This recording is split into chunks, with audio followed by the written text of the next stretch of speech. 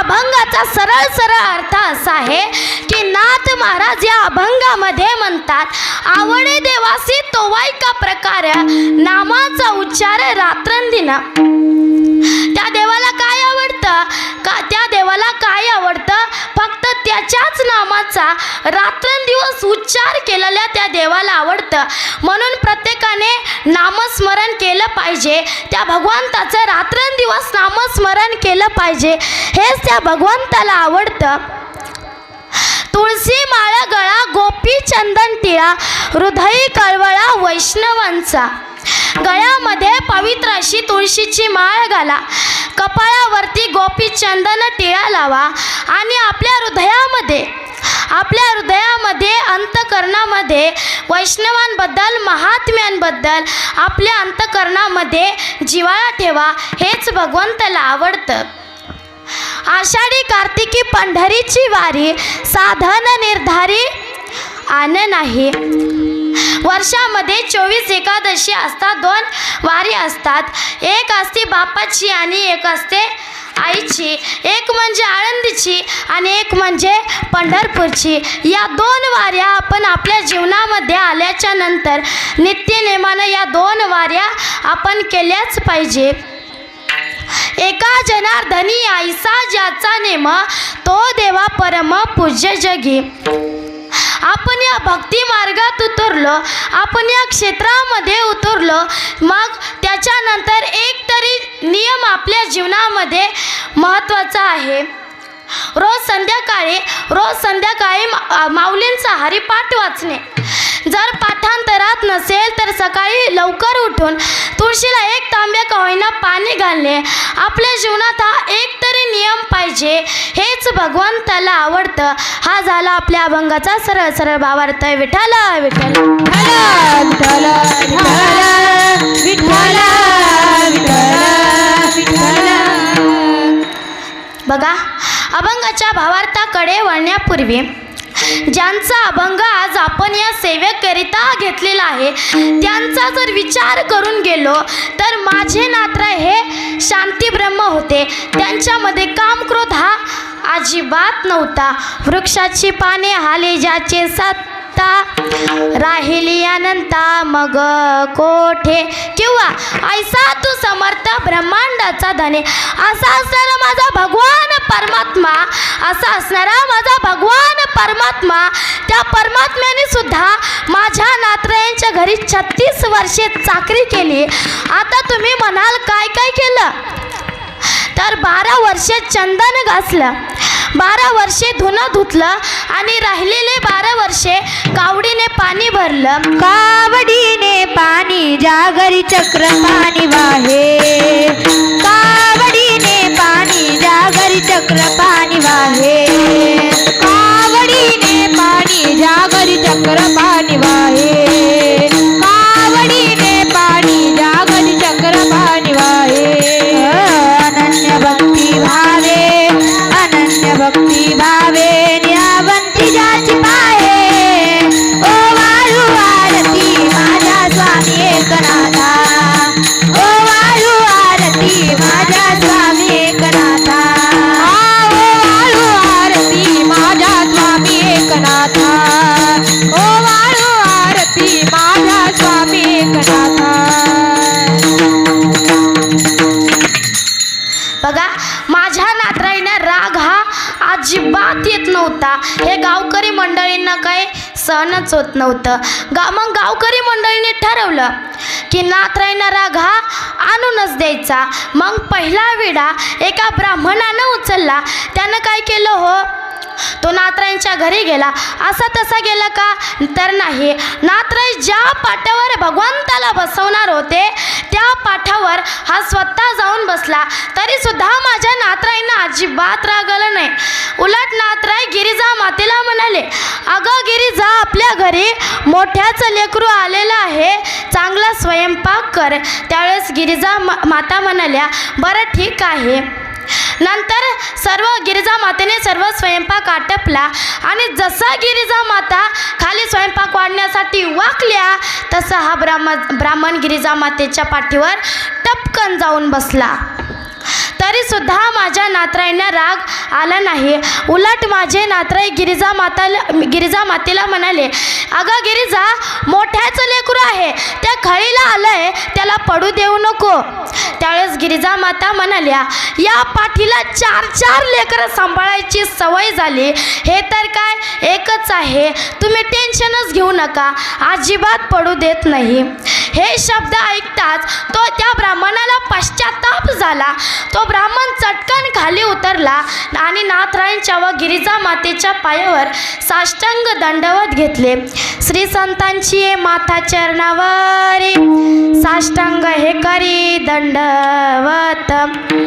बघा, मग दुसरा विडा एका मुसलमानानं उचलला.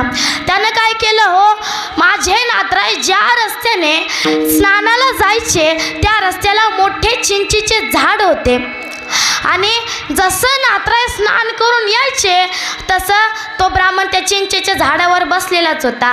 तो ब्राह्मण त्या चिंचेच्या झाडावरून नातराईंच्या अंगावर थुंकायचा. असा प्रकार 1 वेळेस नाही, 2 वेळेस नाही, 3 वेळेस नाही, 4 वेळेस नाही, तर 108 वेळेस तो ब्राह्मण माझ्या नातराईंच्या अंगावर थुंकला. तरी सुद्धा माझ्या नातराईंनी वरती सुद्धा डोकावून पाहिले नाही की आपल्या अंगावरती कोण थुंकतोय. आता याच्या जागी जर आपण असतो तर काय केलं असतं? बोलत चला, काय केलं असतं? पायलीच्या पन्नास शिव्या देऊन मोकळे झालो असतं का नाही? मग आता ऐका, आपला जन्मदाता बाप जरी आपल्याला काय म्हणलं ना तरी सुद्धा आपण मर्यादा ठेवत नाही. वेळ आली तर 4 फटके काढून घराबाहेर काढतो, इथपर्यंत आपली मर्यादा असते. मग त्या मुसलमानाला पश्चाताप झाला. तो मुसलमान झाडावरून खाली उतरला आणि नातरायांच्या पायावर पडला. यवनांगावरी तुंकला, प्रसाद देऊनी मुक्त केला. बघा, एवढी शांती माझ्या नातरायांमध्ये होती. म्हणून कोणतीही पदवी प्राप्त करणं काही सोपं नाही. आता मग कोणती पदवी? 2-3 पेटीच्या परीक्षा दिल्या की झाला गायनाचार्य, असा तसा पकवाज वाजवले की झालं मृदुंगाचार्य, 2-3 कीर्तन पाठ केले की झाला कीर्तन केसरी. परंतु तसं नाही. खरी पदवी कोणती? आयुष्याच्या साधने सच्चिदानंद पदवी घेणे. माझ्या आयुष्याच्या साधने सच्चिदानंद पदवी घेणे. माझ्या नातराईंना शांती ही अगदी अतिशय प्रिय होती, म्हणून त्यांना शांती ब्रह्म ही पदवी प्राप्त झाली. शांती परते नाही सुख, हे रे अवघेची या दुःख. म्हणून शांतीला फार महत्त्व आहे. परंतु कोणती शांती? ते डीजेवर वाजते ती नाही बरं का. इकडून तिकडं, तिकडून इकडं मारे ते चक्रा नकरा तुझा गणक शांताबाई. तर ती शांती नाही बरं का. नाहीतर आपल्या कीर्तनात एखादी शांताबाई नावाची बाई बसते ते याची माझ्याकडे भांडायला. तसं नाही बरं का. लक्षार्थ वाचार्थ हा कळला पाहिजे, नाहीतर खूप मोठी फजिती होती. बघा, तुम्हाला एक दृष्टांत सांगून जाईल.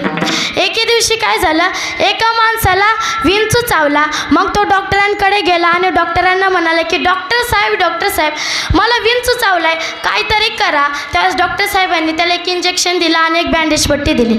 म्हणाले तू घरी जा आणि तुला जिथं कुठेही विंचू चावलं ना तिथं ही बँडेज पट्टी चिटकून दे. आता हा होता 150. घरी गेला आणि त्याच्या बायकोला विचारलं, का गं बायको, मला विंचू कुठं चावला? याची बायकोही होती 150. ती म्हणली आतल्या भिंतीच्या उजव्या कोपऱ्यात. म्हणजे लक्षार्थ वाचार्थ कळत नाही. विठ्ठल विठ्ठल विठ्ठल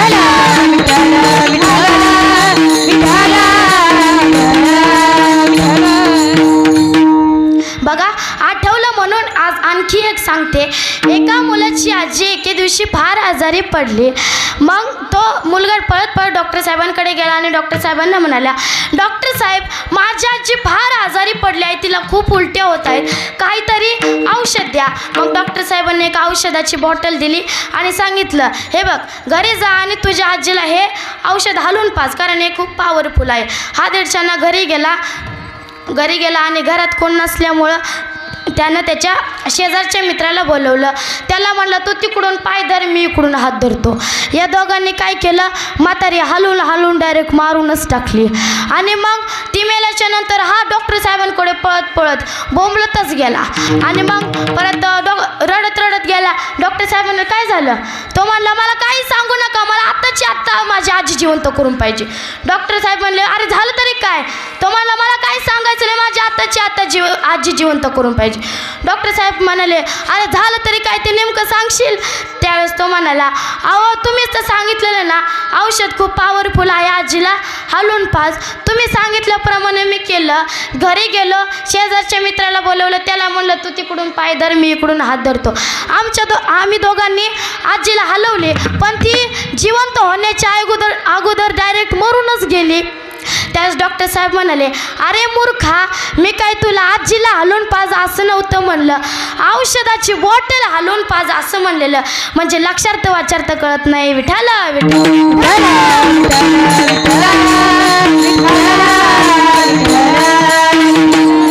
बघा, कीर्तन म्हणजे विनोद नाही आणि विनोद म्हणजे कीर्तन नाही. तर कीर्तन म्हणजे काय? कीर्तनाचा अंग होय अंग हरी रूप. बघा, एके दिवशी एका शाळेमध्ये म्हशीवर निबंध लिहायला सांगितला. आता म्हशीवर निबंध लिहायला सांगितलं. सर म्हणले उद्याच्याला मी सर्वांच्या वया चेक करतो. आणि मग सर्व मुलं घरी गेले. आता सर्वांनी त्यांच्या बुद्धीप्रमाणे लिहिलं की म्हशीला 2 डोळे असतात, 1 शेपूट असतं, म्हैस काळी असते, तिला 2 शिंगा असतात, असं त्यांच्या बुद्धीप्रमाणे त्यांना लिहिलं. परंतु मग दुसऱ्या दिवशी शाळा भरली. शाळा भरल्याच्या नंतर सरांनी सर्वांच्या वया चेक केल्या. आणि मग सर्वांच्या वया चेक केल्याच्या नंतर एक कोपऱ्यात बसलेला मुलगा होता. आता कोपऱ्यात बसलेले पोरं कधी पण ढच असतात. आणि मग सर त्याच्याकडे गेले आणि त्याला म्हणाले दाखव तुझा निबंध. तो म्हणला मी निबंधच लिहिला नाही. सर म्हणले तुझा निबंध दाखव, तू का नाही लिहिला निबंध? त्यावेळेस तो म्हणाला अहो सर, तुम्ही सांगितलेलं ना म्हशीवर निबंध लिहायचा. मी ना निबंध लिहिण्यासाठी म्हशीवर बसलो, पण म्हैसच उधळली, काय करू? म्हणजे लक्षार्थ वाचार्थ कळत नाही. विठाला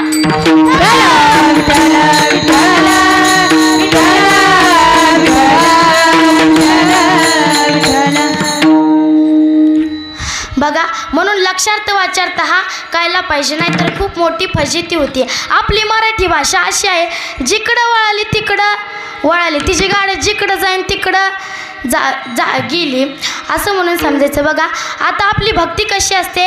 ही वाराप्रमाणे भक्ती असते. म्हणून कोणतं तरी एक देव करायचा, परंतु त्याच्यावर आपण मनापासून श्रद्धा करायची. परंतु आजकालची लोक तसं करत नाहीत, वाराप्रमाणेच भक्ती बदलतात. आता बघा, समोर आला की लगेच महादेव, हे भोळ्या शंकरा,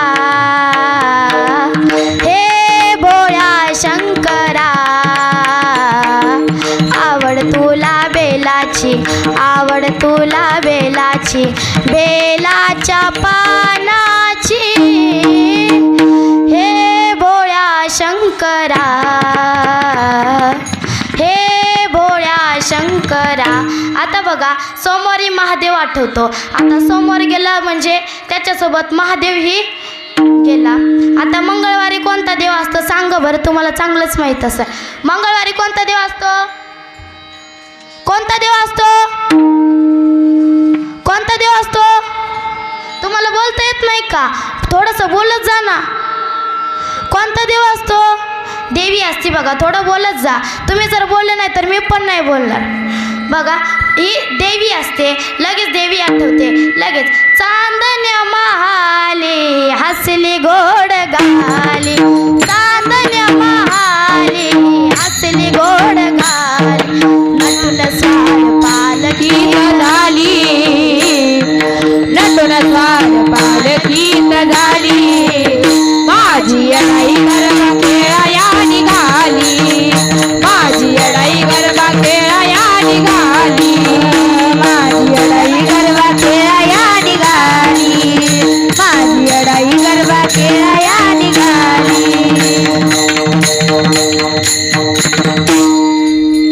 बघा, आता मंगळवार गेला म्हणजे मंगळवार सोबत मंगळवारचा देवही गेला. आला बुधवार. आता बुधवारी देव कोणता देव असतो? आता एवढं तरी तुम्हीच सांगायचं, मी तर नाही सांगणार. कोणता देव असतो? कोणता बुधवारी कोणता देव असतो? कोणता देव असतो? मागचे झोपले की काय? जागेत ना सगळे? सांगा ना, तुम्हाला बोलता येत नाही का? माहीत नाही? सांगा ना. विठ्ठल असतो बघा. मग लगेच विठ्ठल माझा माझा माझा माझा माझा, विठ्ठल माझा मी विठ्ठलाचा, विठ्ठल माझा माझा माझा माझा माझा, माझा मी विठ्ठलाचा, विठ्ठल माझा विठ्ठल माझा मी विठ्ठलाचा, विठ्ठल माझा विठ्ठल माझा मी विठ्ठलाचा, विठ्ठल माझा विठ्ठल माझा मी विठ्ठलाचा, विठ्ठल माझा विठ्ठल माझा मी विठ्ठलाचा, विठ्ठल माझा विठ्ठल माझा मी विठ्ठलाचा, विठ्ठल माझा विठ्ठल माझा मी विठ्ठलाचा, विठ्ठल माझा विठ्ठल माझा मी विठ्ठलाचा, विठ्ठल माझा विठ्ठल माझा मी विठ्ठलाचा, विठ्ठल माझा माझा माझा माझा माझा, विठ्ठल माझा मी विठ्ठलाचा, विठ्ठल माझा माझा माझा माझा माझा, विठ्ठल माझा मी विठ्ठलाचा, विठ्ठल माझा माझा माझा माझा माझा, विठ्ठल माझा मी विठ्ठलाचा, विठ्ठल माझा माझा माझा माझा माझा, विठ्ठल माझा मी विठ्ठलाचा.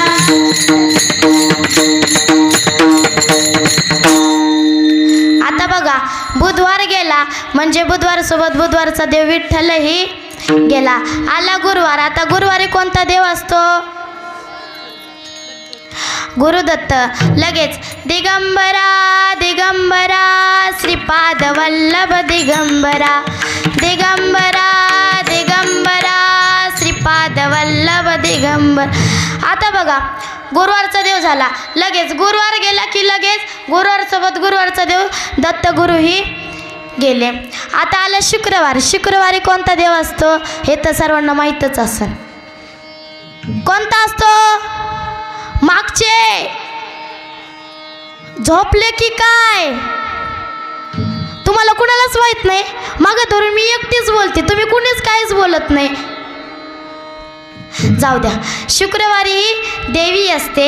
लगेच आई भवानी तुझ्या कृपेने तारसी भक्ताला, आई भवानी तुझ्या कृपेने तारसी भक्ताला, आई भवानी तुझ्या कृपेने तारसी भक्ताला, आई भवानी तुझ्या कृपेने तारसी भक्ताला, अगाध महिमा तुझी माऊली वारी संकटाला, अगाध महिमा तुझी माऊली वारी संकटाला, आई कृपा करी माझ्यावरी जागवी तोरात जागी, आई कृपा करी माझ्यावरी जागवी तोरात जागी. आज गोंधळ मांडला भवानी गोंधळाला ये, गोंधळ मांडला भवानी गोंधळाला ये, गोंधळ मांडला भवानी गोंधळाला ये, गोंधळ मांडला भवानी गोंधळाला ये, गोंधळ मांडला भवानी गोंधळाला ये, गोंधळ मांडला कांबे गोंधळाला ये.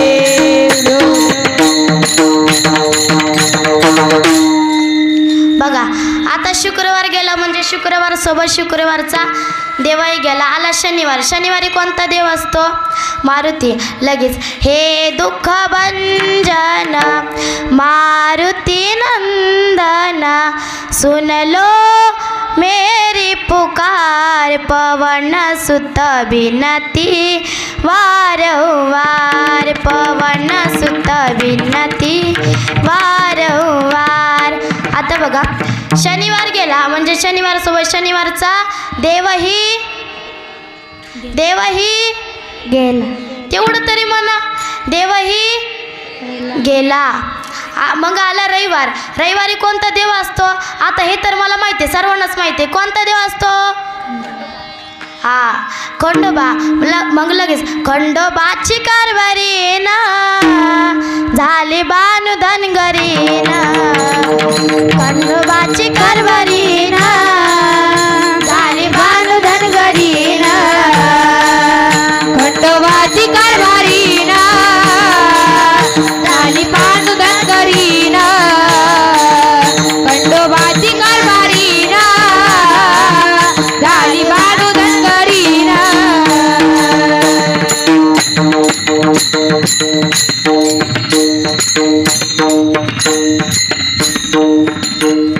बघा आता रविवार गेला म्हणजे रविवारसोबत रविवारचा देवही गेला. अशी वाराप्रमाणे आपली भक्ती असते. परंतु माझी एक विनंती आहे, एकच देव करायचा परंतु त्याच्यावर आपण मनापासून श्रद्धा करायची. कशी? मनापासून एकदम अंतःकरणापासून त्या देवावरती श्रद्धा करायची. आता आपलं कुठं चालू होतं म्हणजे बघा लक्षार्थ वाचार्थापर्यंत आपलं आलतं. म्हणजे एखादी शांती म्हणजे शांताबाई नव्हे तर एखादी शांती आपल्या चित्तामध्ये निर्माण झाली तर भगवंताची प्राप्ती व्हायला निर्माण होत भगवंताची प्राप्ती व्हायला वेळ लागत नाही. एके दिवशी नारद महर्षी भगवंताला शोधत शोधत गोकुळात गेले, तेथेही देव नव्हते. वृंदावनात गेले, तेथेही देव नव्हते. मथुरेत गेले, तेथेही देव नव्हते. मग भगवंत एका ठिकाणी प्रगट झाले. त्यावेळेस नारद महर्षी भगवंताला म्हणाले, अरे भगवंता, ज्यावेळेस आम्हाला तुझी गरज असते त्यावेळेस तुला कुठं कुठं शोधावं लागतं रे. त्यावेळेस भगवंत म्हणतात, माझी भक्त गाती जेथे नारदा मी उभा तिथे, किंवा कोठे नका शोधू हरिकथा तेने भवचित्ता सापडेल.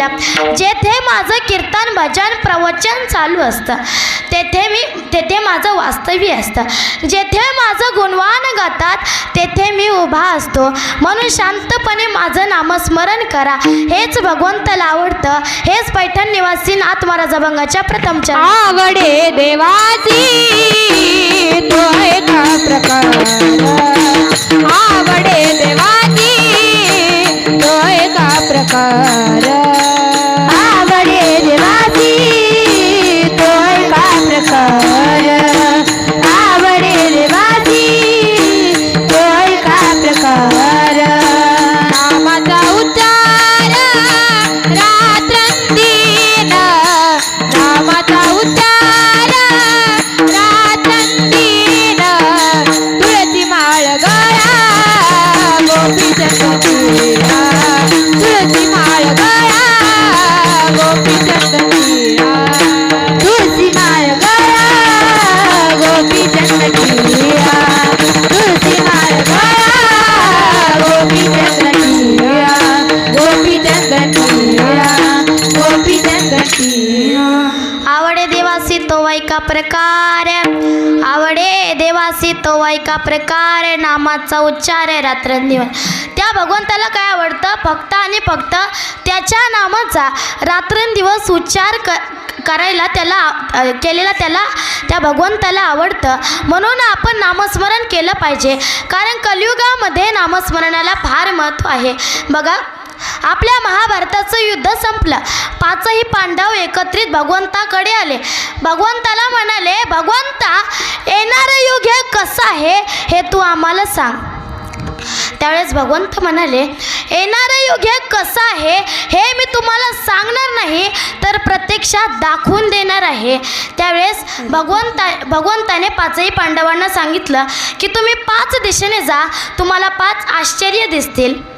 मग पाचही पांडव 5 दिशेने गेले. पहिलं आश्चर्य दिसलं धर्मराजाला. धर्मराजाला दिसलं की भगवंताचं वाहन गरुड, त्या गरुडाच्या पंखावरती वेद लिहिलेले आहेत परंतु तोंडामध्ये मांसाचा तुकडा आहे. हे काय आश्चर्य. दुसरं आश्चर्य पाहिलं होतं भीमदादाने. भीमदादाने पाहिलं होतं की नुकतीच वेलेली गाय आहे. काय? नुकतीच वेलेली गाय आहे. जोपर्यंत तिचं वासरू उठत नाही, अचानक तिचं वासरू उठलं आणि आपल्या जन्मदात्या आईला त्या वासराने लाथ मारली. हे काय आश्चर्य. तिसरं आश्चर्य पाहिलं होतं अर्जुनाने पाहिलं होतं की अख्खं महाभारताचं युद्ध संपलं पण आजपर्यंत कधी 2 तोंडाचा हत्ती कधीही पाहिलं नाही. परंतु आज हे काय, आज चक्क 2 तोंडाचा हत्ती मी पाहिला. हे काय आश्चर्य. चौथं आश्चर्य पाहिलं होतं नकुलाने पाहिलं होतं की अगदी शेजारी 2 जुळ्या बहिणीसारख्या विहिरी आहेत. अगदी जुळ्या बहिणीसारख्या दोन विहिरी आहेत, परंतु एका नदीचं पाणी तुडुंब भरून वाहते पण ते खारट आहे आणि दुसऱ्या नदीचं पाणी अतिशय तळाशी आहे परंतु ते गोड आहे. हे काय आश्चर्य. पाचवं आश्चर्य पाहिलं होतं सहदेवाने पाहिलं होतं की असाच डोंगराच्या कडेने रस्त्याने जात होतो. जाताना एक मोठा दगड खाली घरंगळत आला. आता मला वाटलं आता मी जिवंत राहत नाही, आता माझा इथेच गतप्राण होईल, आता मी इथेच मरून जाईल, मी जिवंत राहत नाही. परंतु जसं सवयीप्रमाणे मी भगवंताचं नाव माझ्या मुखाला घेतलं तसा तो मोठा दगड एका वाळलेल्या काँग्रेसच्या काडीनं तो दगड तिथेच तरला. हे काय आश्चर्य. त्यावेळेस पाचही पांडव 5 आश्चर्य घेऊन भगवंताकडे गेले. भगवंताकडे गेल्याच्या नंतर पहिलं आश्चर्य होतं धर्मराजाचं. धर्मराजाने सांगितलं की भगवंता तुझं वाहन गरुड, त्या गरुडाच्या पंखावरती वेद लिहिलेले आहेत परंतु तोंडामध्ये मांसाचा तुकडा आहे. हे काय आश्चर्य. त्यावेळेस भगवंत म्हणाले अरे येणारे युग हे कलियुग आहे. काय म्हणाले भगवंत, येणारे युग हे कलियुग आहे. त्या कलियुगामध्ये अशीच लोक जन्माला येणार आहेत की किती जरी गीता गाता हरिपाठ पाठ असताना तरी सुद्धा तोंडामध्ये मांसाचा तुकडा हा नक्कीच असणार आहे. दुसरं आश्चर्य पाहिलं होतं भीमदादाने पाहिलं होतं की नुकतीच वेलेली गाय आहे.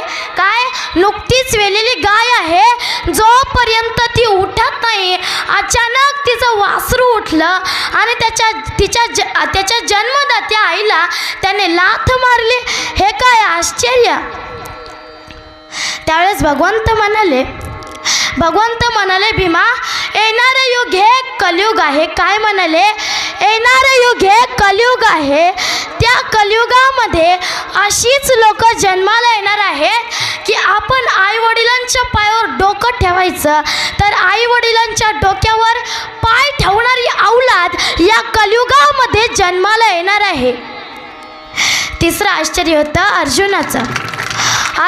अर्जुनाने सांगितलं की भगवंता अख्खं महाभारताचं युद्ध संपलं रे, पण आजपर्यंत कधी 2 तोंडाचा हत्ती मी पाहिला नाही, पण आज प्रत्यक्षात 2 तोंडाचा हत्ती मी पाहिला. हे काय आश्चर्य. त्यावेळेस भगवंत म्हणाले अर्जुना येणारे युग हे कलियुग आहे. त्या कलियुगामध्ये 2 तोंडाची माणसं जन्माला येणार आहेत. तोंडावर आपली खूप स्तुती करणार परंतु असे 2-4 पावले पुढे केलं की लगेच निंदा करायला सुरुवात करणार. अशी लोक या कलियुगामध्ये जन्माला येणार आहेत. चौथं आश्चर्य होतं नकुलाचं. नकुलाने सांगितलं अरे भगवंता अतिशय शेजारी जुळ्या बहिणीसारख्या 2 विहिरी आहेत परंतु एका विहिरीचं पाणी अतिशय तुडुंब भरून वाहते पण ते खारट आहे आणि दुसऱ्या विहिरीचं पाणी अतिशय तळाशी आहे परंतु ते गोड आहे. त्यावेळेस भगवंत म्हणाले कलियुगामध्ये अशी थोडीच लोक जन्माला येणार आहेत की ती चांगल्या स्वभावाची आहेत आणि अशी खूप लोक असणार आहेत की ती वाईट स्वभावाची असणार आहेत. 5वं आश्चर्य होतं सहदेवाने भगवंताला सांगितलं भगवंता असाच डोंगराच्या कडेनं जात होतो. जाताना एक मोठा दगड खाली घरंगळत आला. आता मला वाटलं तो दगड माझ्या अंगावर येत होता. आता मला वाटलं की हा दगड माझ्या अंगावर येईल, आता मी तेच गतप्राण होईल, आता मी इथे जिवंत राहत नाही. परंतु भगवंता सवयीप्रमाणे मी तुझं नाव माझ्या मुखाला घेतलं तसा तो दगड एका काँग्रेसच्या काडीनं तो दगड तरला. हे काय आश्चर्य. त्यावेळेस भगवंत म्हणाले येणारे युग हे कलियुग आहे. त्या कलियुगामध्ये या कलियुगामध्ये जर कोणावर काही संकट आले असेल, त्याने जर त्यावेळेस माझं नाव मुखाला घेतलं तर त्याचं लगेच जे असणारं काही दुःख ते लगेच तरेल. म्हणून कलियुगामध्ये नामस्मरणाला फार महत्त्व आहे. म्हणून प्रत्येकाने नामस्मरण केलं पाहिजे. कलियुगा माझे करावे कीर्तन, तेने नारायण देईल भेटी. बघा, माझी शबरी माता ही भिल्ल समाजाची होती, परंतु तिने प्रभू रामचंद्रांची जवळजवळ 82,000 वर्षी वाट बघितली. तिनं एवढी भगवान प्रभू रामचंद्रांचं नामस्मरण केलं. मायबाप हो, काय सांगू. माझी शबरी माता ही मातंग ऋषीच्या आश्रमामध्ये लहानाची मोठी झाली. एके दिवशी मातंग ऋषी शबरीजवळ आले आणि शबरीला म्हणाले, अगं शबरी, आता मला खूप लांबच्या प्रवासाला जायचं आहे. त्यावेळेस शबरी माता म्हणाली, ऋषी, तुम्ही गेल्याच्या नंतर मी या आश्रमामध्ये काय करू.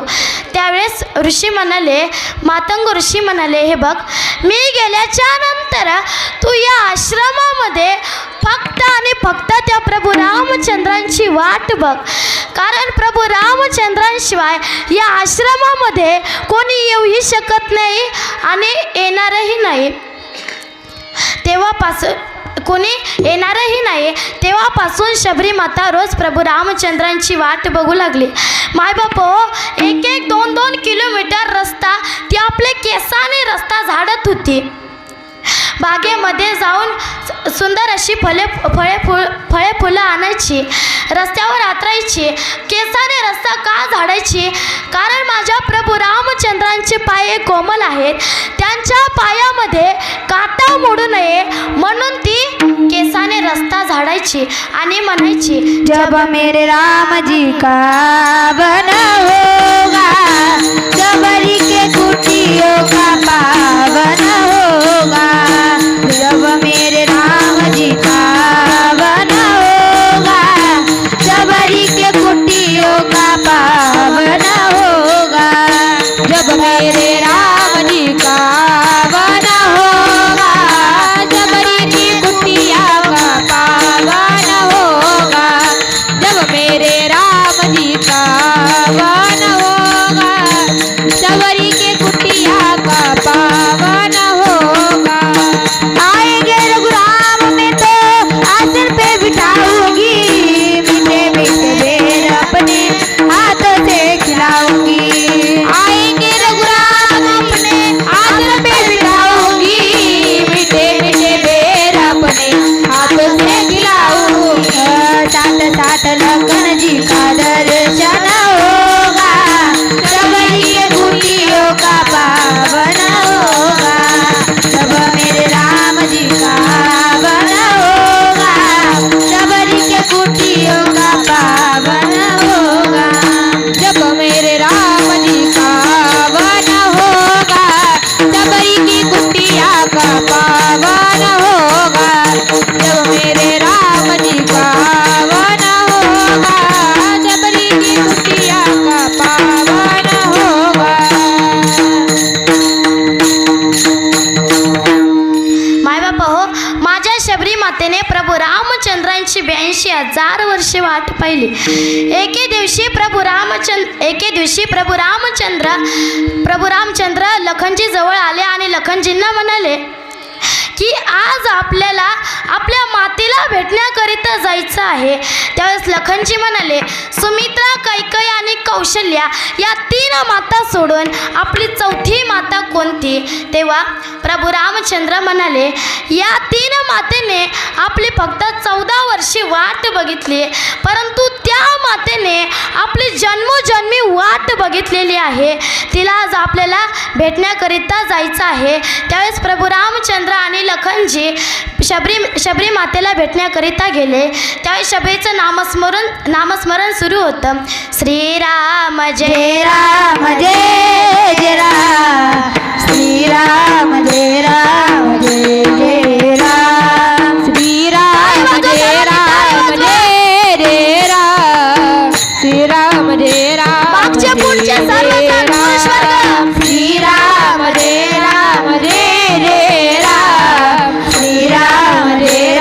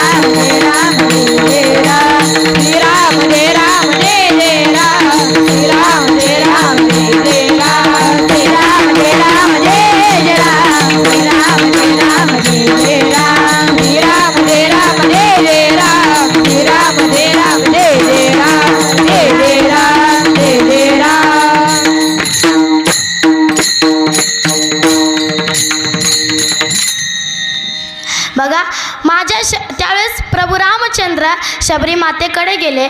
शबरीचं नामस्मरण सुरू होतं. शबरी भानावर नव्हती. देवाने शबरीला हलवले. शबरी भानावर आली. शबरी भानावर आल्याच्या नंतर तिनं प्रभू रामचंद्रांना बघताना तिच्या एका एका डोळ्यातून दोन दोन अश्रूच्या धारा वाहू लागल्या. एका एका डोळ्यातून दोन दोन अश्रूच्या धारा वाहू लागल्या. शबरीचा आनंद गगनात मावेना एवढा तिला आनंद झाला होता. आजपर्यंत एवढं ठरवून ठेवलेलं की प्रभू आल्यावर हे करेन ते करेन, पण सर्व विसरली. देहभान विसरली. शबरीचा आनंद आता गगनात सुद्धा मावेना असा शबरीचा आनंद झाला होता. त्यावेळेस शबरी माता प्रभू रामचंद्रांना म्हणाली, प्रभू आता मी काय करू? त्यावेळेस प्रभू रामचंद्र शबरी मातेला म्हणाले, आतापर्यंत तूच केलं, आता आम्हाला करू दे. त्यावेळेस प्रभू रामचंद्रांनी शबरीचे पाय धुतले आणि ते तीर्थ म्हणून प्राशन केले आणि शबरीची आत्मज्योत आपल्या ज्योतीमध्ये विलीन करून घेतली. का? तर फक्त नामस्मरण केलं होतं म्हणून माझ्या देवाला नामस्मरण करणारे भक्त हे फार आवडतात. नामस्मरणाच्या जोरावर शेवटी देवाला वाकावंच लागतं. बघा, माझ्या तुकोबरायांच्या घरी अन्न करिता 14 माणसं गेले, परंतु तरीसुद्धा माझ्या तुकोबरायांनी त्यांच्या घरचं नामस्मरण भजन बंद केलं नाही. तरीसुद्धा तुकोबरायांनी त्यांच्या घरचं भजन बंद केलं नाही. ही गोष्ट कोणीतरी रामेश्वर शास्त्रींना सांगितली. रामेश्वर शास्त्रींना सांगितली की काय तू काय भगवंताचं नामस्मरण करतो, काय कीर्तन करतो, काय प्रवचन करतो, काय लोक त्याच्या पाया पडतात. त्यावेळेस रामेश्वर शास्त्रींना एकदम राग आला. एकदम रागाने लालबुंद झाला होता रामेश्वर शास्त्री. मग तुकाराम महाराजांच्या घरी गेला. तिथे गेल्याच्या नंतर त्यांच्या घरच्यांना विचारले, कुठे तो तुक्या? स्वतःला फार शान समजतो, कुठे तो तुक्या? त्यावेळेस त्यांच्या घरच्यांनी सांगितलं, आत्ताच बाहेर गेले. कुठे गेले? कोणत्या दिशेने गेले? ह्या दिशेने गेले. मग तिथे रामेश्वर शास्त्री गेले. तिथे गेल्याच्या नंतर कुठून तरी आवाज येत होता, पांडुरंग हरी पांडुरंग हरी असा तिथे गेल्याच्या नंतर आवाज येत होता. त्यावेळेस रामेश्वर शास्त्रीने तुकाराम महाराजांना पाहिलं. म्हणाले, अरे तुक्या, एवढ्या घाणी देवाचं नाव घेतो, तुला लाज कशी वाटत नाही? त्यावेळेस तुकाराम महाराज म्हणाले, शास्त्री, मी नाही देवाचं नाव घेत. माझी वाचा आता अनावर झालेली आहे, ती माझं काही ऐकत नाही. माझं झाली अनावर वाचा, माझी माझं झाली अनावर वाचा, माझी माझं झाली अनावर वाचा, माझी माझं झाली अनावर वाचा, माझी माझं झाली अनावर वाचा, माझी माझं झाली अनावर वाचा, माझी माझं झाली अनावर वाचा, माझी माझं झाली अनावर वाचा. छंद या नामाचा घेतला ते, छंद या नामाचा घेतला ते, छंद या नामाचा घेतला ते, माझी मन झाली अनावर वाचा, माझी मन झाली अनावर वाचा, माझी मन झाली अनावर वाचा, माझी मन झाली अनावर वाचा, माझी मन झाली अनावर वाचा, माझी मन झाली अनावर वाचा, माझी मन झाली अनावर वाचा, माझी मन झाली अनावर वाचा.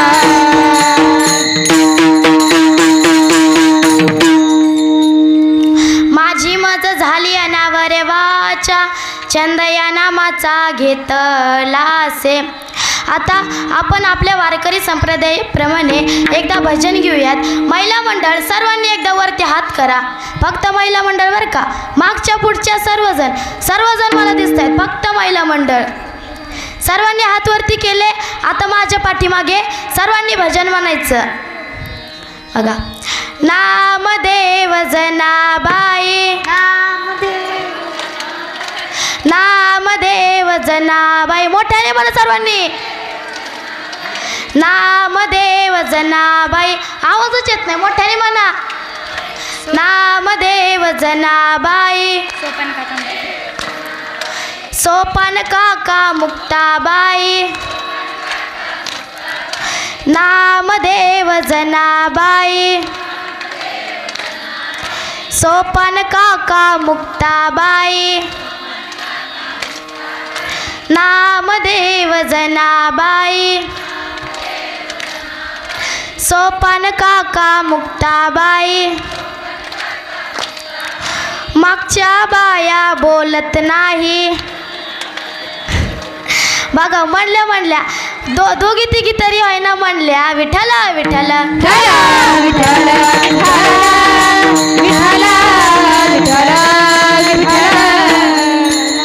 बघा. आपण पुन्हा एकदा भगवंताचं भजन घेऊ. सर्वांनी वरती हात करा, पुरुष वर्ग पण सर्वांनी एकदा.